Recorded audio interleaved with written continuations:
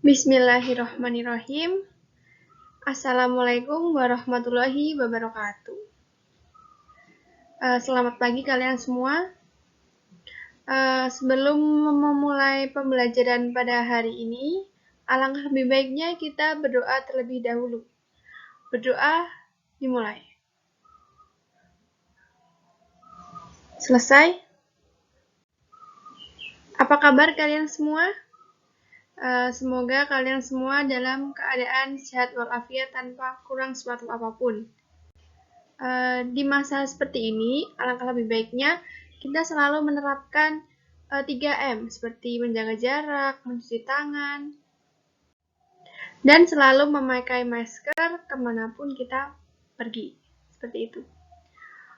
Oke, kali ini pembelajaran kita akan memasuki bab 2, yaitu mengenai analisis peluang usaha dan resiko usaha. Seperti itu. Sebelum saya memulai pembelajarannya, saya akan menyampaikan kompetensi dasar dan indikator pencapaian kompetensi di pertemuan ini atau di pembelajaran kali ini. Adapun kompetensi dasar di pertemuan kali ini yaitu menjelaskan mengenai pengertian peluang usaha, kemudian menjelaskan apa itu sumber peluang usaha, kemudian menjelaskan unsur-unsur dalam peluang usaha. Dan adapun indikator pencapaiannya yaitu yang pertama, siswa mampu menjelaskan mengenai pengertian peluang usaha. Kemudian, siswa mampu menjelaskan mengenai sumber peluang usaha. Dan yang ketiga, siswa mampu menjelaskan mengenai unsur-unsur dalam peluang usaha. Seperti itu. Oke, langsung saja. Bab 2, analisis peluang usaha dan resiko usaha. Bagian pertama, peluang usaha.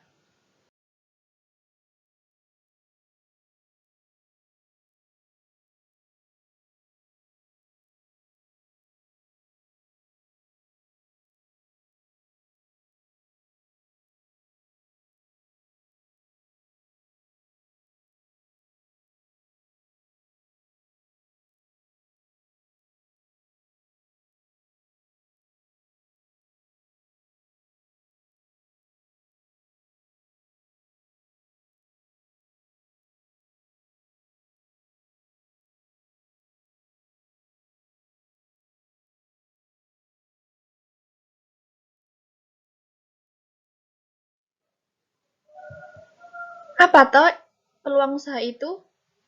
Ada yang tahu? Oke, kita bahas ya. Peluang usaha yaitu, nah, di sini secara etimologi, peluang usaha terdiri atas dua kata, yaitu peluang dan usaha, seperti itu. Dan dalam bahasa Inggris, peluang disebut dengan opportunity, yang memiliki arti kesempatan. Nah, secara sederhana, peluang itu dapat diartikan sebagai suatu kesempatan yang muncul atau terjadi pada suatu peristiwa.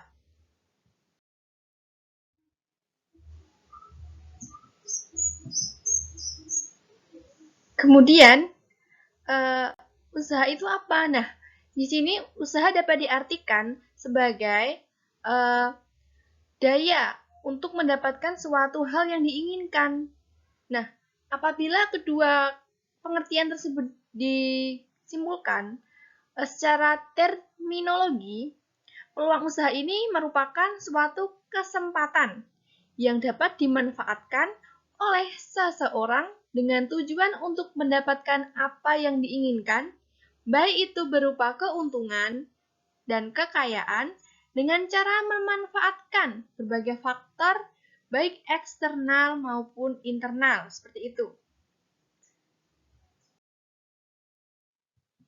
Kemudian, sumber dalam peluang usaha itu Apa saja sih?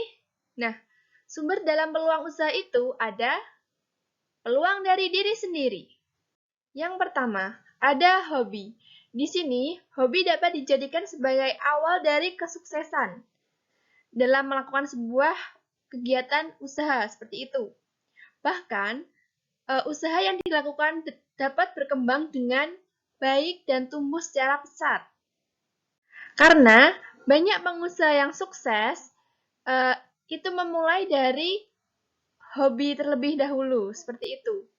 Kemudian yang kedua ada keahlian.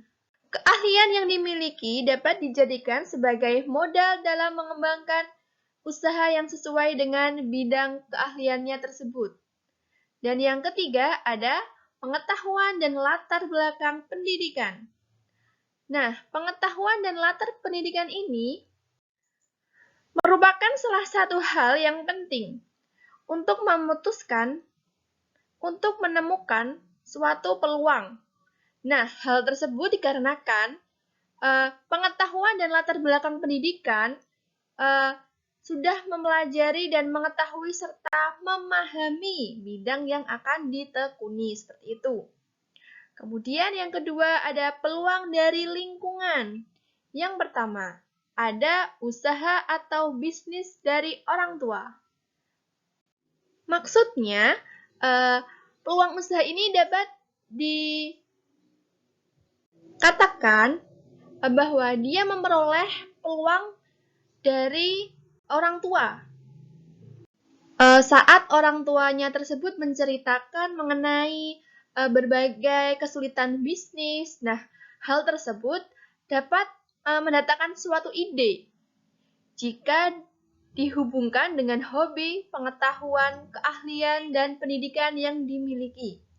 Kemudian yang kedua ada lingkungan rumah. Seperti dari tetangga, teman sekolah, ataupun teman main.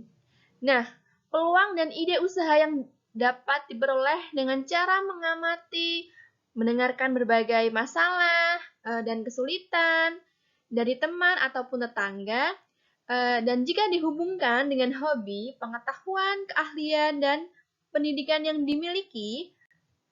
Kemudian yang ketiga ada peluang usaha dari perubahan yang terjadi, seperti perubahan gaya hidup, perubahan teknologi komunikasi, perubahan lingkungan, perubahan musim, dan perubahan tingkat kebutuhan. Selanjutnya, sumber peluang usaha selanjutnya yaitu peluang usaha dari konsumen. Nah, di sini konsumen merupakan pihak yang aktif. Konsumenlah yang selalu menyampaikan keinginan agar dapat memenuhi kebutuhannya. Maka dari hal tersebut dapat membuka adanya peluang usaha. Nah, di sini ada beberapa hal konsumen yang dapat dijadikan sebagai peluang usaha. Yang pertama, ada saran konsumen. Kemudian, yang kedua ada keluhan dari konsumen. Kemudian yang ketiga ada permintaan khusus dari konsumen mengenai produk atau jasa. Yang keempat ada harapan yang berasal dari konsumen terhadap produk atau jasa tersebut. Kemudian sumber peluang usaha yang selanjutnya ada peluang dari gagasan orang lain. Nah, di sini maksudnya jika dalam memulai usaha ini, Anda harus selalu menjadi pendengar yang baik. Karena apa? Karena hal tersebut dapat memunculkan keuntungan.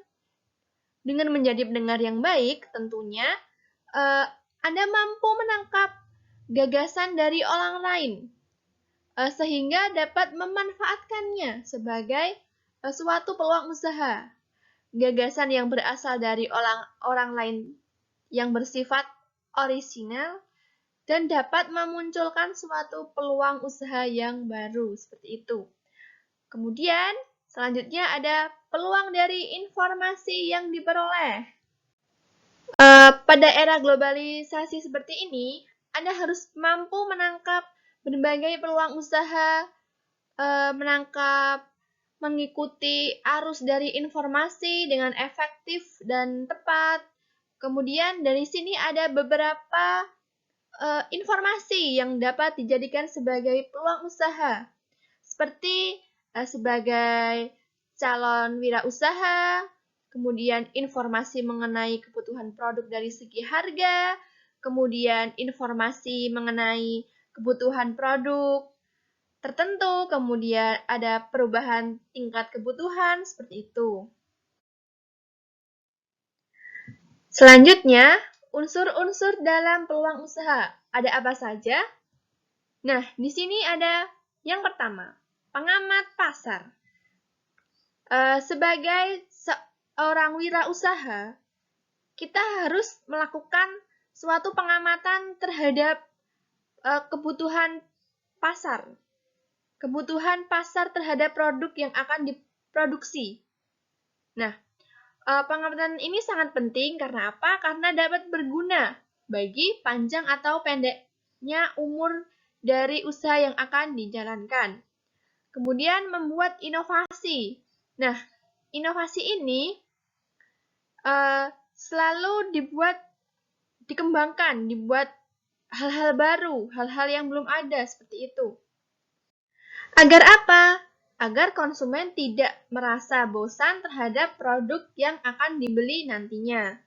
Kemudian yang ketiga ada sesuai keahlian. Nah, usaha yang dilakukan harus berdasarkan pada bidang keahlian yang dimiliki. Jadi, usaha yang dilakukan nantinya akan memuaskan dan sesuai dengan tujuan awal. Yang ketiga, sesuai keahlian tersebut ya. Yang keempat ada menyesuaikan dengan kebutuhan sekitar. Nah, penyesuaian kondisi usaha yang akan dijalani dengan kebutuhan lingkungan sekitar. Kebutuhan sekitar sangatlah perlu. Karena apa? Hal tersebut berpengaruh terhadap permintaan pasar nantinya.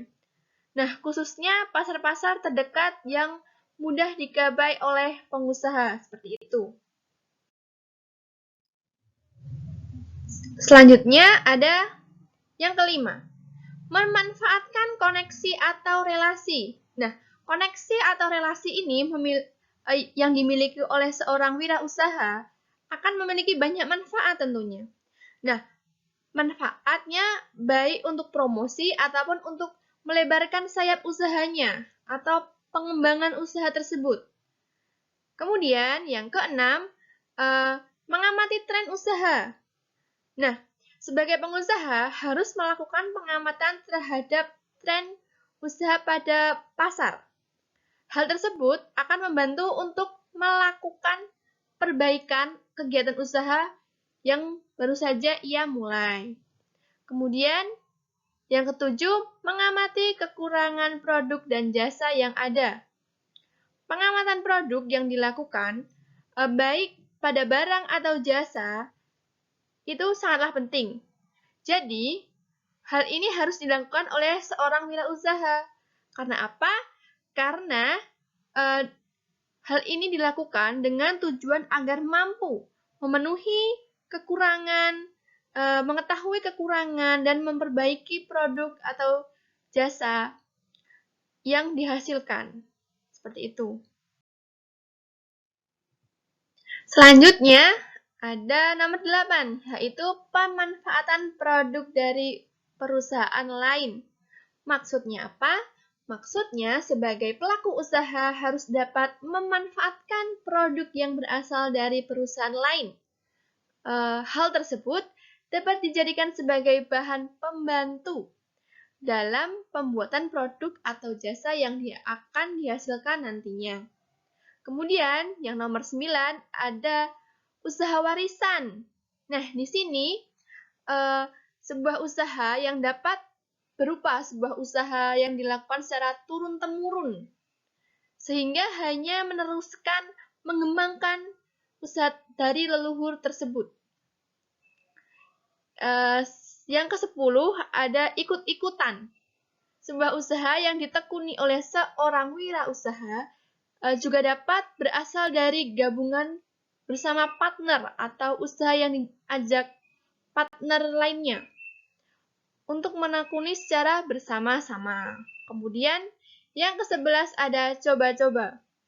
Usaha coba-coba dapat dilakukan, tetapi harus disertai dengan perhitungan yang matang dan dapat menjadi pemicu adanya peluang usaha. Seperti itu. Cukup sekian dari saya.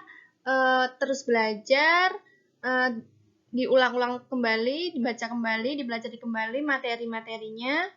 Kemudian, jika ada pertanyaan, boleh ditulis di kolom komentar atau bisa PC ke saya. Untuk materi selanjutnya mengenai ciri-ciri peluang usaha dan mengenai tips menentukan alternatif pilihan dalam berwirausaha. Tetap jaga kesehatan. Terima kasih, kurang lebihnya mohon maaf. Wassalamualaikum warahmatullahi wabarakatuh.